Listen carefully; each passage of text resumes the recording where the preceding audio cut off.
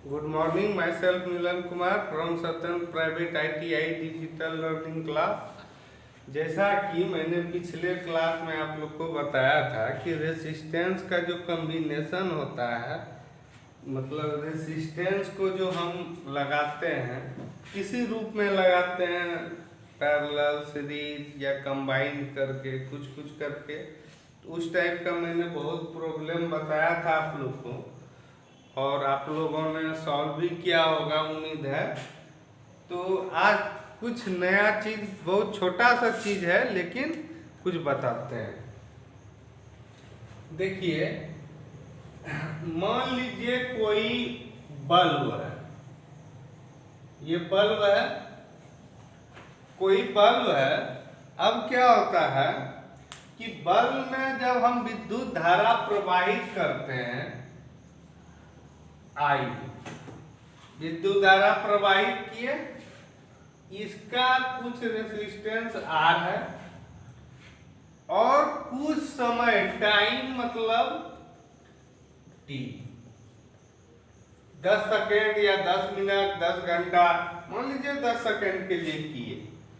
तो प्रश्न ये उठता है कि सर, कोई लड़का बोलेगा कि देखिए सर, ऐसा है कि 200 वाट का बल्ब जलाते हैं 10 मिनट तो इतना ज़्यादा बल्ब गर्म हो जाता है कि बल्ब को अगर खोलने के लिए छूते हैं तो हाथ में फोका हो जाता है।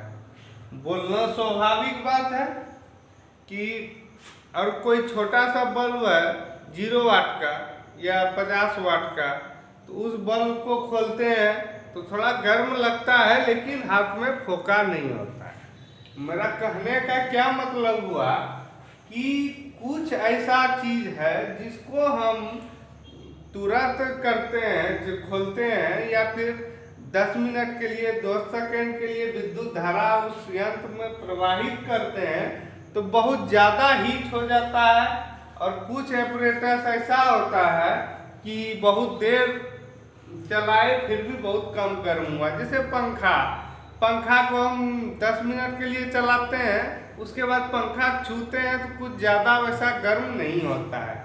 यही है घर का जो हीटर है, हीटर को हम लोग क्या करते हैं, 2 मिनट के लिए ही चलाते हैं और उसके बाद उसको छूते हैं तो पूरा लाल लाल गर्म हो जाता है। तो इसको हम लोग बोलते क्या है, heating effect. Heating effect of electric current.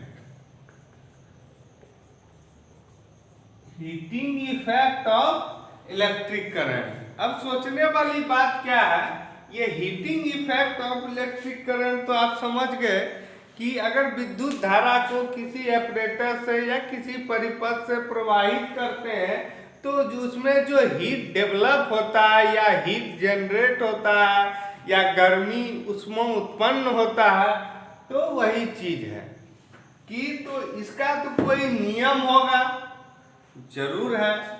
इसका कोई नियम ऐसा नहीं है कि न कोई ज्यादा गर्म हो गया, कोई कम गर्म हो गया, कोई कुछ ऐसा कहीं कुछ नहीं है।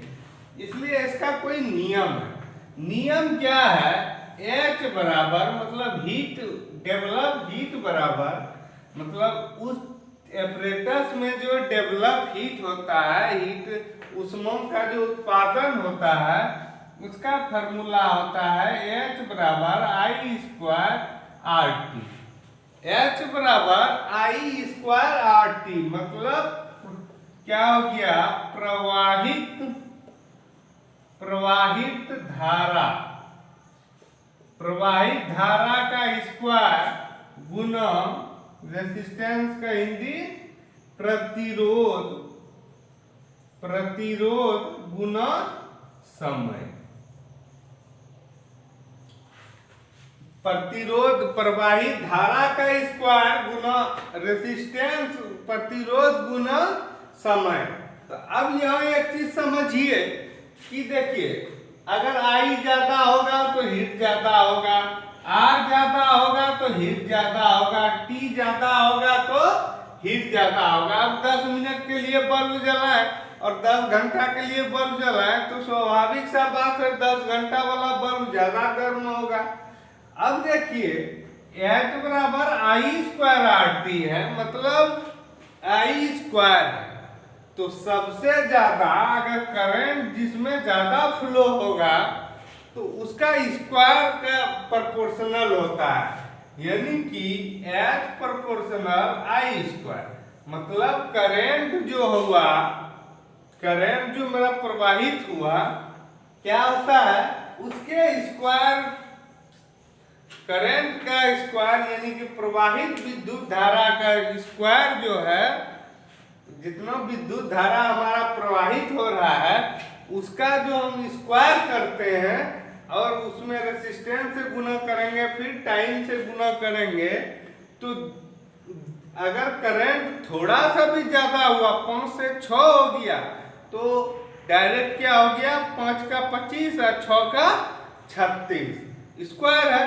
तो 25 और 36 में लगभग 1.5 गुना का असर हो जाता है।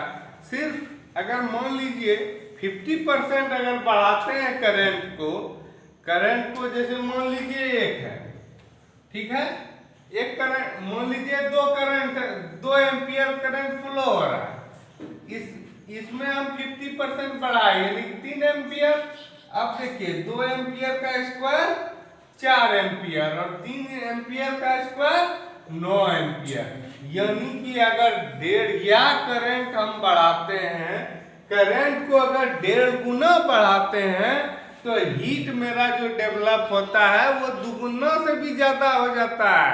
मान लीजिए अगर 5 एम्पियर करंट मतलब फ्लो करा रहे हैं और हीट मेरा 10 जूल हो रहा है तो हम क्या करेंगे 7 एम्पियर अगर करंट फ्लो कराएंगे तो वो जो है 2 गुना हो जाएगा, हीट सीधे डबल हो जाएगा, मतलब करंट 1.5 हुआ तो वो 2 गुना, अगर करंट 2 गुना करते हैं तो वो 3 गुना हो जाता है हीट डेवलप।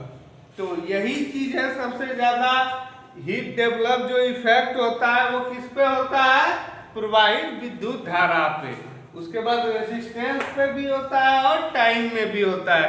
तो इससे रिलेटेड जो क्वेश्चन होगा हम आपको अगले क्लास में डिटेल से कराएंगे। आज के क्लास में इतना ही, बाकी नेक्स्ट क्लास में। Okay, thank you.